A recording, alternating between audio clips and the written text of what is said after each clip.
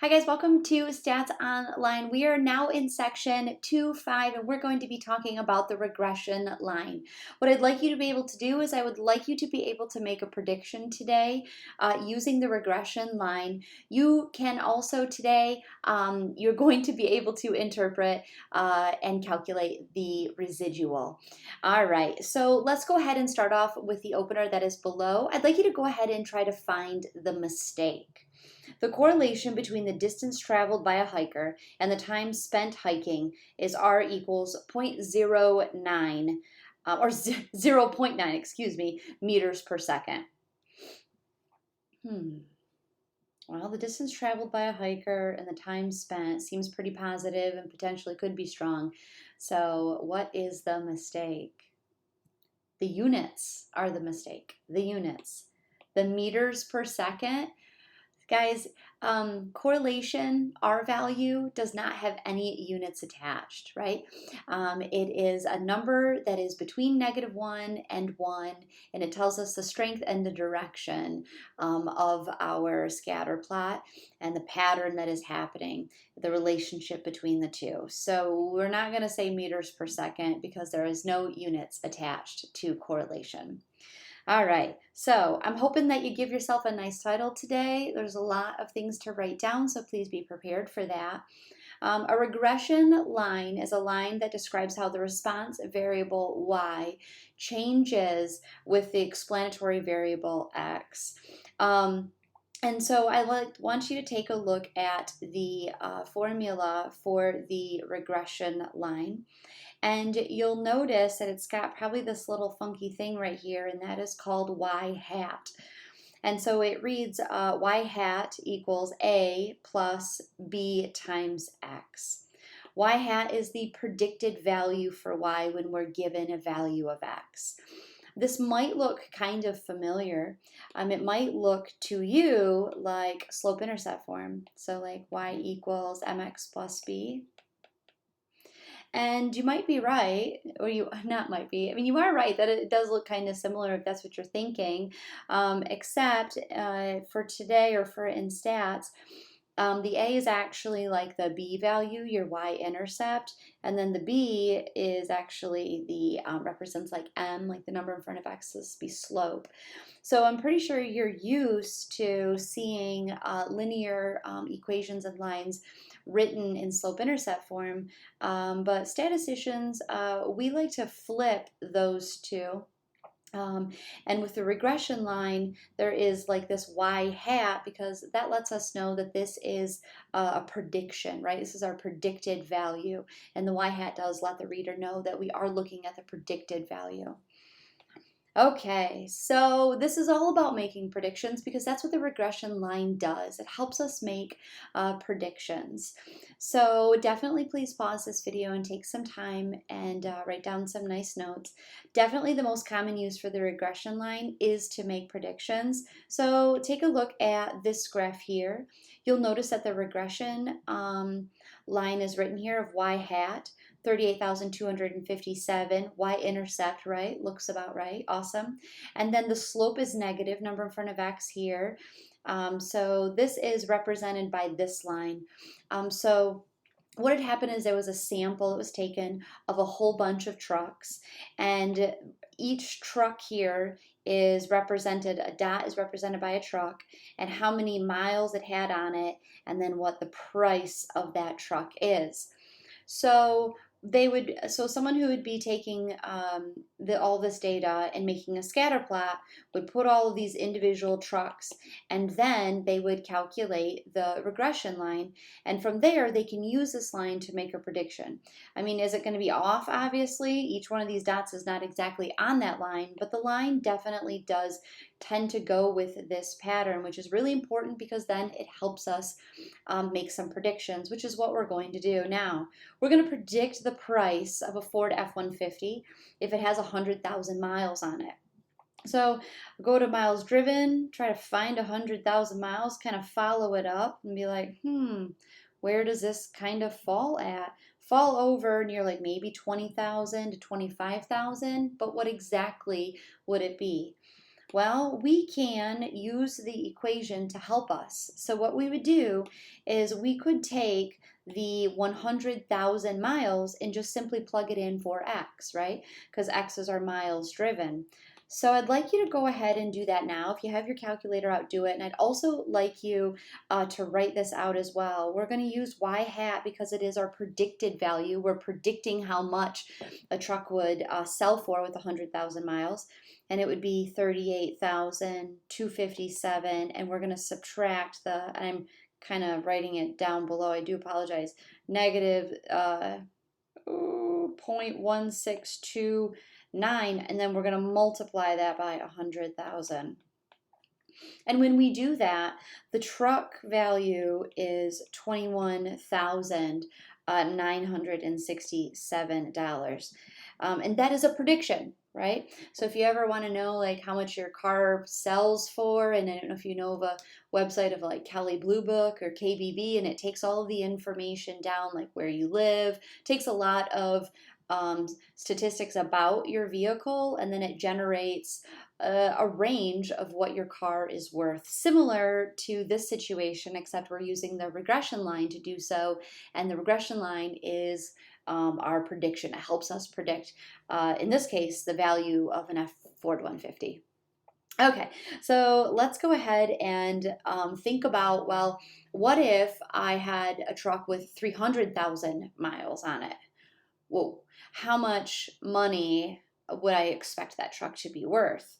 So you could simply, again, and I see this is more room this time, that you can plug in 300,000 into the equation, and it's $10,000. So if you think about it though, if a truck has 300,000 miles on it, we basically want to get rid of it, right? It's not going to be worth a whole lot.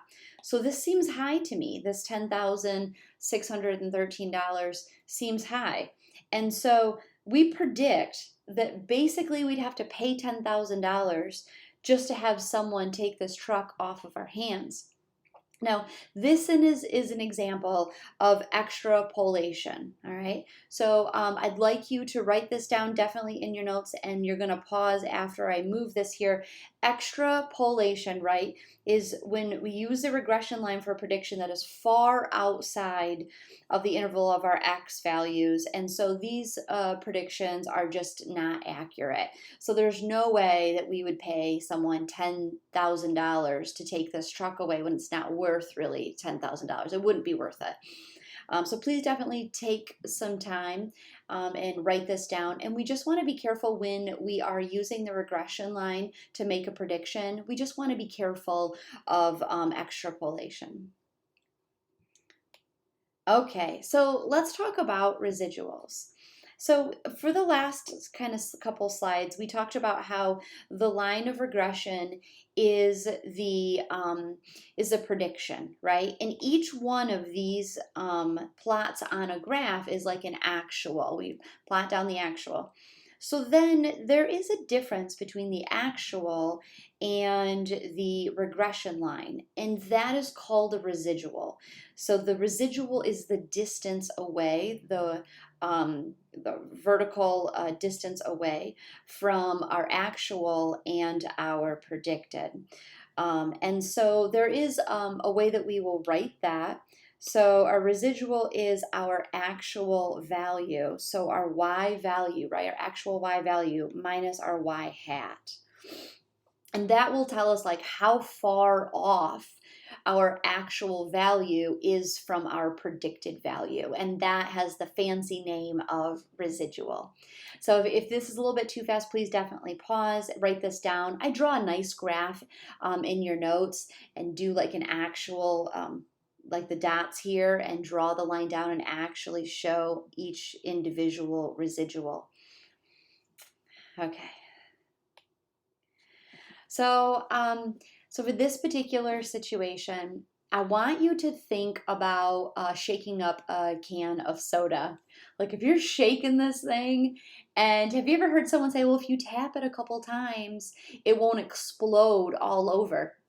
Well, yeah, for sure. I'm pretty sure there are some statisticians out there that have tried to see if that is true. I mean, had any of you watched ever Mythbusters, where someone says if you tap something and then they test it and they see is it true or is it false?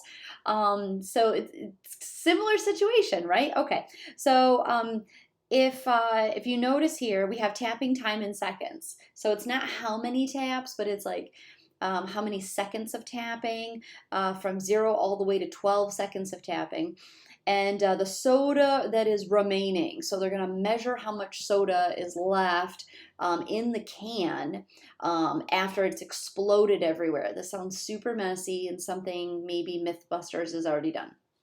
But so each one of these dots represents the actual measurement of how much is still remaining after, each second, like 0, 4, 8, and 12 here. And so the line of regression, right, which is our prediction, we're predicting the way the data is going, is this equation right here. So 248.6 plus 2.63x. So the question is, we would like to calculate the residual for a can that was tapped for 4 seconds and had 260 milliliters of soda remaining. So I want you to think about you are the 4 seconds, right? This graph exists. This regression line already exists, and you're like, okay, let's see if I were to shake a can and I tapped it for 4 seconds and it had 260 milliliters of soda remaining. Is this going to be directly on my prediction? How far off is this going to be? And you can kind of already gauge an idea by looking at this graph. It's going to be maybe anywhere between 250 to 270 milliliters remaining. Now, I know you're thinking it probably depends on how long you're shaking the can. That is also possible, and that is not what we have taken into account in this particular situation. Okay, so the first thing that I would do, right, if you're tapping it for 4 seconds, is I would want to plug that in for X. Okay, and when we plug 4 seconds in for X, we want to see, do we get exactly 260?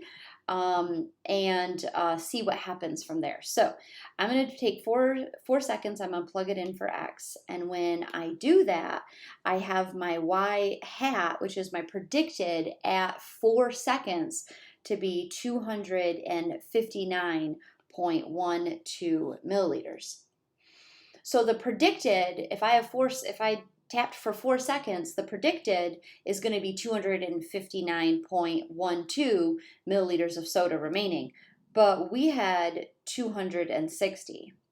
So that means we want to calculate how far off. What is our residual? And our residual is our actual. So our actual is 260 minus our predicted, which is the 259.12. So our residual is a positive 0.88. That is our residual. Our residual is a little bit higher than what our predicted is. So when it says interpret the residual, you would say that when I tried it and I tapped for 4 seconds, I had 260 milliliters left, and the predicted was 259.12. So I had 0.88 more than expected soda that was left in the can. So it's just this nice sentence that you write that explains the residual, and that residual is higher than the predicted by 0.88. All right, so let's continue on with the soda can because I think it's kind of cool. Let's interpret the regression line. So again, this is the same equation, what we've been looking at. This is the prediction, right? This is the equation of the line of the prediction of how much soda is going to be left after seconds of tapping on the can. Can you interpret the slope of the regression line? Interpret the slope. Well, the slope is 2.63, right? So 2.63, what is happening there? Well, for the predicted amount of soda remaining in a can, it increases by 2.63 milliliters for each second that you're tapping on a can. All right, so I want you to take a second and write that down, and then I want you to think maybe even visually. Each second that you are tapping even more, then the amount of soda, the amount of soda left in the can is going to be 2.63 milliliters per every second. So then what about this 248.6? What exactly does that mean? Well, that's our y-intercept. So our y-intercept is when our x value is 0. In this case, 0 would mean that we wouldn't even tap on this can whatsoever. So does this have meaning in our context? It definitely does, because we can tap for 0 seconds. That does make sense. And if we tapped for 0 seconds, we are expected to have 248.6 milliliters of soda still left in our can. I keep wanting to say pop, soda. Do you guys say pop, soda? Pop's a northern thing, isn't it? Soda's a southern thing? I don't know. Do you say soda? Okay, let's see. Let's go ahead and finish this. Yes, it's possible. 0 seconds for sure. Okay, guys, well, this is it for today. I hope you've enjoyed today's lesson about residuals and the regression line, and I hope you guys are having a great day. See you next time. Bye.